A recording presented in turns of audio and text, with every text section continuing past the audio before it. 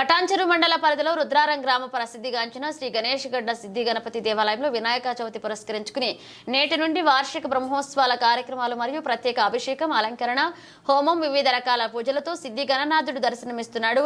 చవితి మొదటి రోజు హరిద్రవర్ణ ప్రత్యేక అలంకరణతో దర్శనమిచ్చిన సిద్ధి గణపతి ప్రత్యేక పూజలు పాల్గొన్నారు. ఇక పటాన్చెరు శాసనసభ్యులు గూడెం మహిపాల్ రెడ్డి సిద్ధి గణపతిని దర్శించుకుని ప్రత్యేక పూజలు నిర్వహించిన ఆలయ నిర్వాహకులు అనంతరం గూడెం మహిపాల్ రెడ్డి మాట్లాడుతూ గణేష్ గడ్డ దేవస్థాన సిద్ధి గణపతి ఆశీస్సులతో విఘ్నాలు తొలగి అందరికీ సుఖ సంతోషాలతో అష్టైశ్వర్యాలతో ఉండాలని కోరుకున్నట్లుగా తెలిపారు.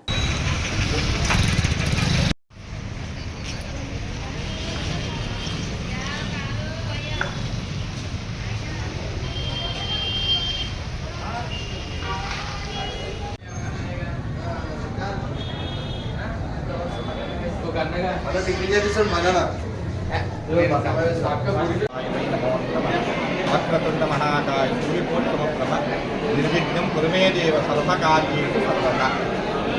ఈరోజు స్వస్తి శ్రీ చాంద్రమానశ్రీ కోదినామ సంవత్సరం దక్షిణాయనం వర్షంతో భాద్రపద మాసం శుక్లపక్షం అంటే వినాయక చవితి.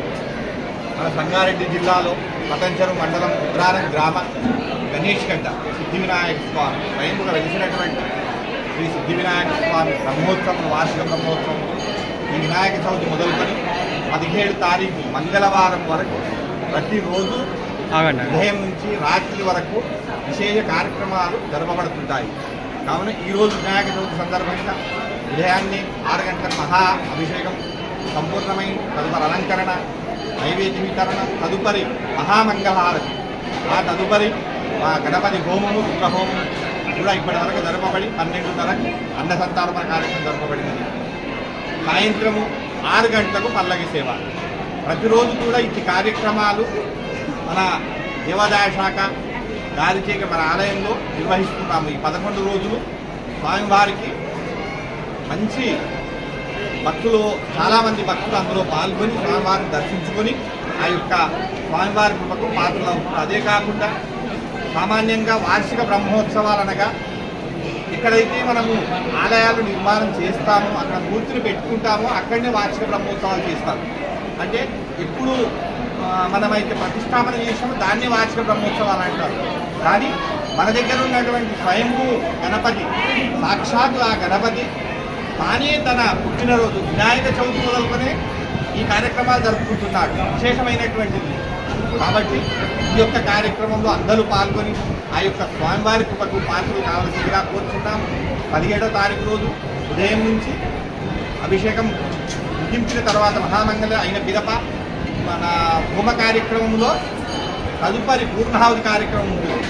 పూర్ణాహుతి అయిన తర్వాత సాయంత్రం 4 గంటలకు పల్లకి సేవ, తదుపరి లడ్డూ వేలం. అయితే మన ఆలయంలో లడ్డూ వేలము 3 రకాలుగా విభజించబడుతుంది. ఒకటి 11 రోజులు, ఒకటి 5 రోజులు, ఒకటి 3 రోజులు. కాబట్టి ఈ యొక్క వేలం పాటలో చాలామంది భక్తులు నాకు కావాలి చాలామంది భక్తులు పాల్గొంటారు.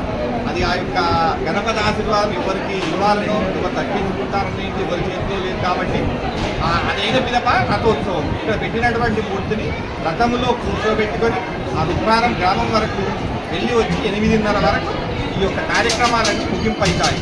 కాబట్టి భక్తులందరూ కూడా ఈ కార్యక్రమాన్ని వీక్షించి ఇందులో పాల్గొని శ్రీ సిద్ధి వినాయక స్వామి కృపకు పాత్రలు కావాలని కోరుకుంటూ, మా ఆశీర్వాదం ఉండాలని కోరుకుంటూ, అలాగే సిద్ధి వినాయక స్వామి ఆశీర్వాదం ఇందుగా ఉండాలని కోరుకుంటూ శ్రీ చంద్రశేఖర్ పంతులు, గణేష్ గడ్డ, జై గణేష్, జై జై గణేష్.